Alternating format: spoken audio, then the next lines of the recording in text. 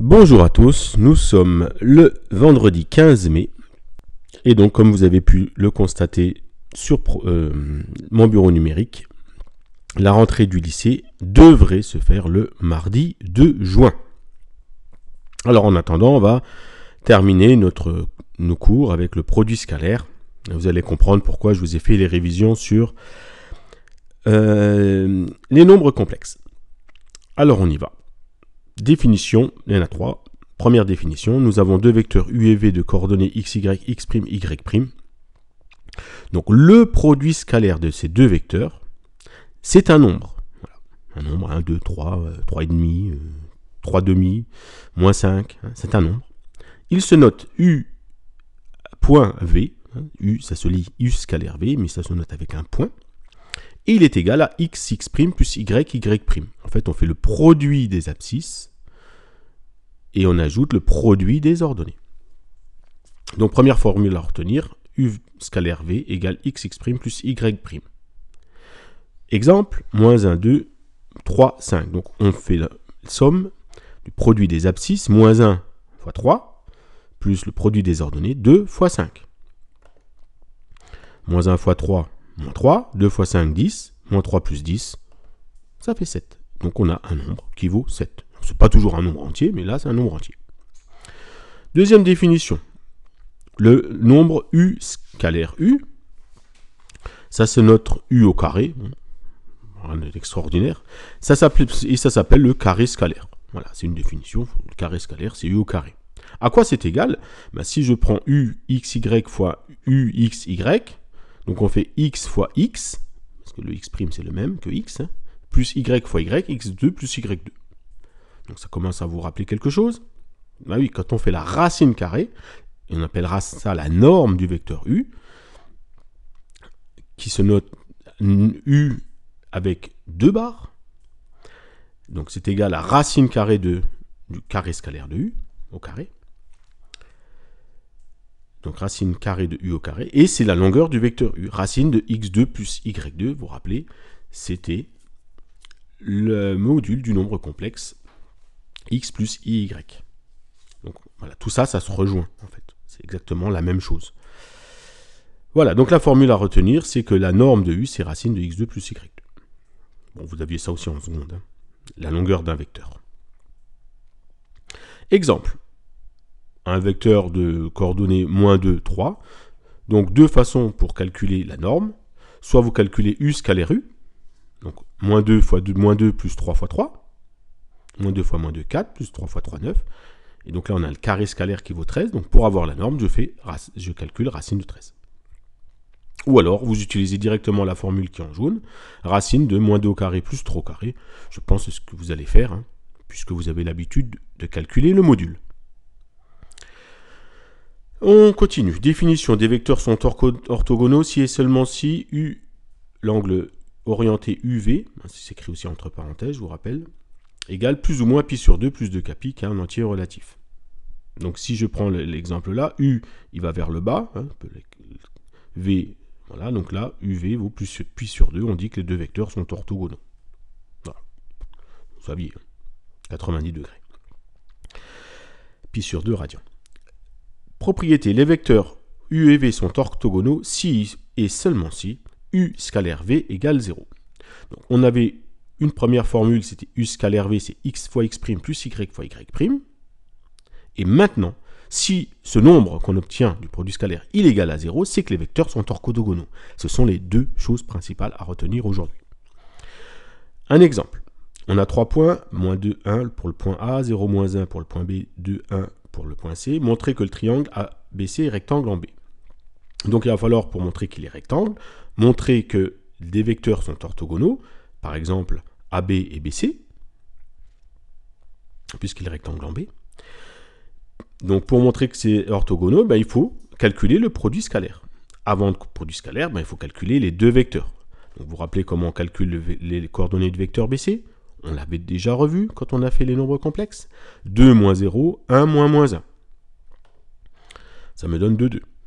Pour le vecteur AB, 0 moins moins 2, 1 moins 1, ça me donne 2 moins 2. Donc je calcule le produit scalaire. Produit des abscisses, 2 fois 2, 4. Produit des ordonnées, on additionne, 2 fois moins 2, moins 4. Et 2 plus moins 2, 4 plus moins 4, ça donne 0. On en déduit quoi? Que les vecteurs AB et BC sont orthogonaux, c'est-à-dire que le triangle ABC est rectangle en B. Alors là, vous me dites, ah ben oui, donc du coup, on a une autre méthode pour faire le travail que je vous avais demandé. Il est corrigé en haut hein, du cours. Regardez. Vous vous rappelez le vrai ou faux? Vous vous rappelez le vrai ou faux du 100 hein, pour montrer que le triangle ABC est rectangle, donc on trouvait la fixe de AB, le module, la longueur AB, la fixe de CB, la longueur CB, la fixe de AC, la longueur AC. J'utilise la réciproque de Pythagore pour montrer qu'il est rectangle. Et bien regardez avec le produit scalaire. Je calcule le vecteur CB 4, 2. D'accord, 4 plus 2i. Il est là, CB, 4 plus 2i, donc ça donne 4, 2, les coordonnées du vecteur. Le vecteur AC, qui a pour affixe moins 1 plus 2i, c'est moins 1, 2. Et regardez ce que je fais. CB scalaire AC. 4 fois moins 1, moins 4, plus 2 fois 2, 4, ça fait 0. Donc en fait, vous avez fait en 2 lignes ce que vous avez fait en 2, 4, 6, 8 lignes. Donc vous avez vu l'économie? C'est génial, non? Bon. Je reviens sur mes vecteurs et mes exercices résolus. Voilà. Donc les exercices résolus 1 et 2, je vais les faire avec vous. Je vais vous montrer comment on utilise GeoGebra. Donc vous n'avez plus qu'à les refaire. Et ensuite faire les deux exercices à vous de jouer. Exercice résolu 1. Calculer le produit scalaire de AB scalaire AC. Donc on calcule les vecteurs AB, voilà, comme tout à l'heure, 3 moins 3, AC 8 moins 4. AB scalaire AC, 3 fois 8 plus moins 3 fois moins 4, ça me donne 36. Ok, alors pour vérifier, avec GeoGebra, si vous voulez, hein. Donc vous placez les points A, B, C comme je les ai placés. Ouais, je vais placer le point O aussi là, 0, 0. Ensuite, pour avoir le vecteur calculer le vecteur AB, ici je vais dans vecteur A, B, et vous voyez ce que ça me donne directement 3 moins 3. Donc comme ça, je suis sûr que je ne me trompe pas. Ensuite, le vecteur AC, donc toujours sur vecteur, je commence en A, je termine en C, et ça me donne 8 moins 4. Vous voyez? Alors ça ne me donne pas le petit calcul là, mais ça me donne le résultat. Ensuite, le produit scalaire, alors ça le fait, ah oui, GeoGebra me le fait. Vous allez donc, ici vous saisissez dans le calcul formel, vous écrivez produit, et vous allez avoir produit scalaire. Vous voyez? Vecteur, vecteur. Le premier vecteur, il s'est appelé W. Donc je vais mettre W. Le deuxième vecteur AC, il s'est appelé A. Donc je vais mettre A. Et ça me donne 36. Ben voilà. Donc j'ai vérifié mon premier exercice. Vous voyez? Vous pouvez faire ça si vous voulez. Exercice résolu 2. Utiliser le produit scalaire pour étudier l'orthogonalité de deux vecteurs. Donc dans un plan, on considère vecteur moins 4, 5, 8, 7, x3, moins 2, 1. Première question, U et V sont-ils orthogonaux? Donc je vous rappelle comment on fait. Hein. X fois x' plus y fois y'.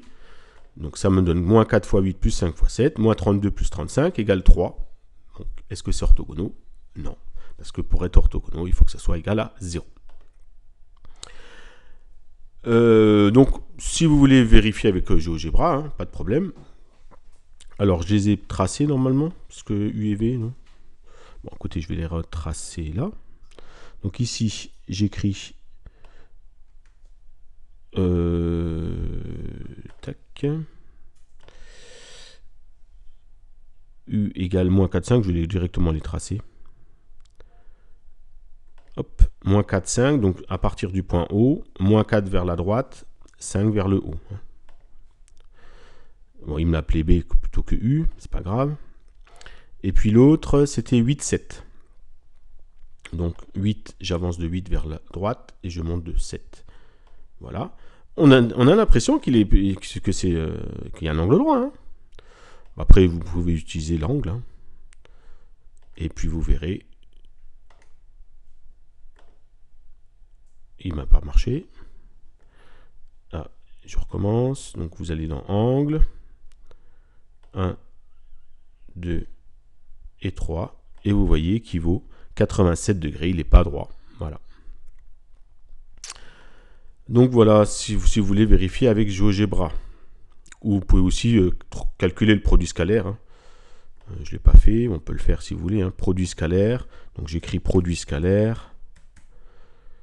Et donc les vecteurs, ils me les ont appelés C et B. Hein. Donc on met B, C, et ça me donne 3. Voilà.